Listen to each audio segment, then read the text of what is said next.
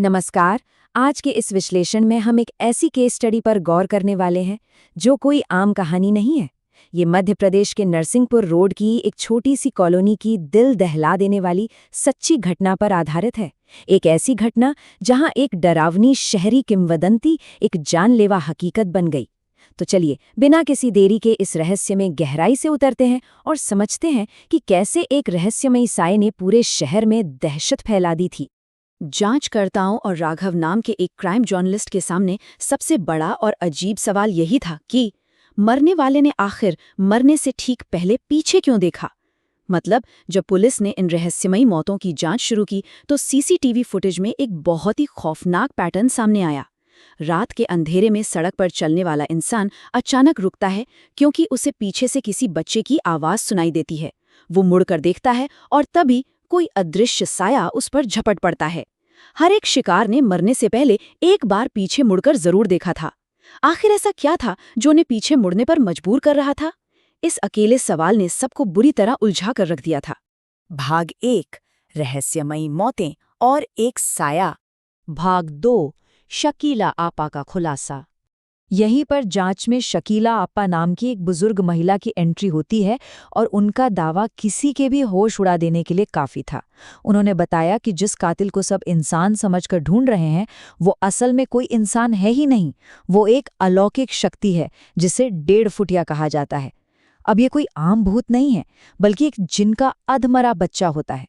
इसकी लंबाई भले ही सिर्फ 1.5 फुट हो लेकिन इसकी ताकत एक आम इंसान से 100 गुना ज्यादा होती है। ये बात बिल्कुल साफ कर देती है कि सामना किसी साधारण कातिल से नहीं बल्कि एक बेहद खतरनाक पैरानॉर्मल शक्ति से होने वाला था। अब सवाल ये है कि ये इकाई दिखती कैसी है। इसकी जो विशेषताएं सामने आईं वो सच में रोंगटे खड़े कर देने वाली हैं।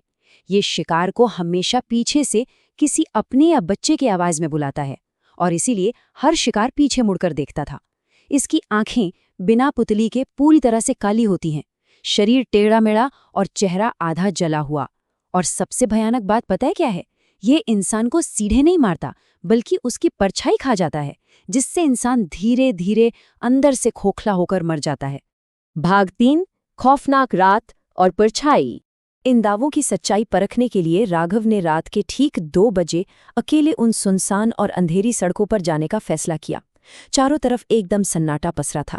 तभी अचानक राघव के ठीक पीछे से एक मासूम बच्चे की आवाज गूंजती है, भैया मुझे घर जाना है। जैसे ही राघव ने पीछे मुड़कर देखा उसकी रूह कांप गई। वहां वही 1.5 फुटिया खड़ा था, अपनी पूरी काली आंखों और जले हुए चेहरे के साथ। वो साया मुस्कुराया और जमीन से उछलकर सीधा राघव के सीने पर आ गिरा और उसकी सांसें घोटने लगा। उस रात जो हुआ, आइए उसकी एक टाइमलाइन देखते हैं। रात 2 बजे जब सड़क पर हमला हुआ तो राघव को याद आया कि जिन लोहे से डरते हैं। उसने तुरंत अपनी जेब से लोहे की चाबी निकालकर उस साए पर वार किया, जिससे वो पीछे हट गया। फिर रात 3 बजे राघव सीधा उस पुराने खंडहर में पहुंच गया जहां से ये सब शुरू हुआ था। वहां उसने लोहे के घेरे और मंत्रों का इस्तेमाल करके एक विशालकाय जिन को कैद करने में कामयाबी भी हासिल कर ली।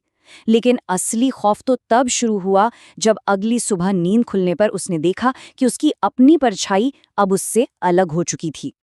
अगली सुबह आईने के सामने खड़े राघव ने जो महसूस किया वो किसी भी बुरे सपने से बदतर था।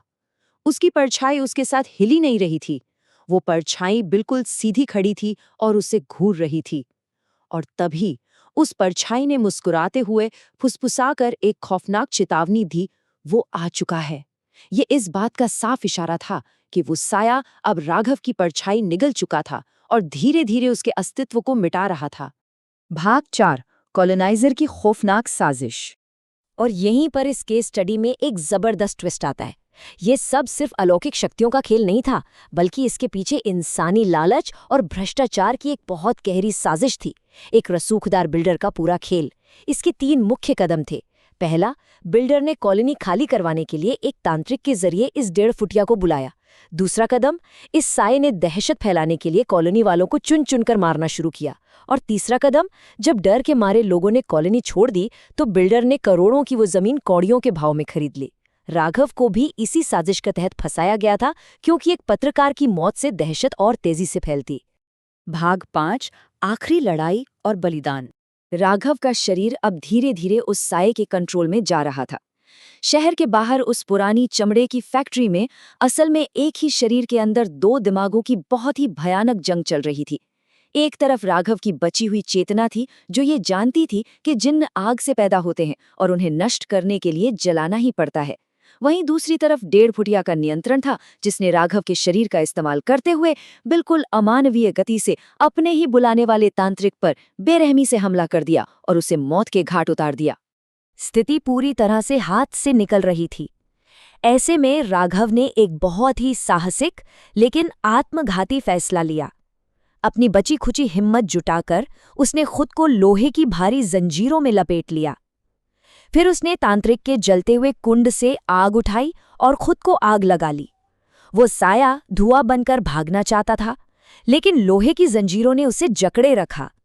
साये के नए शरीर यानी खुद को पूरी तरह नष्ट करने के लिए राघव ने पास ही खुले तेजाब के टैंक में छलांग लगा दी।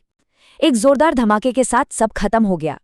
ये राघव का वो महान बलिदान था जिसने उस लालची साजिश का तो अंत कर दिया। भाग 6 1.5 फुटिया अभी जिंदा है। तो क्या उस आग ने सच में उस साये को खत्म कर दिया था? अगली सुबह पुलिस ने तो फैक्ट्री के सुरागों को एक मामूली गैस लीकेज का हादसा बताकर केस बंद कर दिया। लेकिन महीनों बाद उसी कॉलोनी में रात की ड्यूटी पर एक नया चौकीदार तैनात था। तभी रात के सन्नाटे को चीरती हुई पीछे से एक पतली सी आवाज आई, भैया यहाँ बहुत अंधेरा है, थोड़ी सी रोशनी होगी क्या? चौकीदार ने पीछे देखा, वहां कोई इंसान नहीं था। लेकिन उस रात वहां लगे सीसीटीवी कैमरे की फुटेज में कुछ ऐसा कैद हुआ जिसने साबित कर दिया कि राघव का बलिदान व्यर्थ हो गया था। कैमरे में उस चौकीदार के ठीक पीछे 1.5 फुट की एक परछाई अपना हाथ हिला रही थी। वो अब पूरी तरह आजाद था। इस पूरी केस स्टडी से एक सबसे अहम और खौफनाक बात निकलकर सामने आती है। अगर कभी अंधेरी रात में सुनसान सड़क पर पीछे से कोई जानी पहचानी या किसी बच्चे की आवाज आए तो कभी मुड़कर नहीं देखना चाहिए, क्योंकि उस अंधेरे में कौन इंतजार कर रहा है ये कोई नहीं जानता।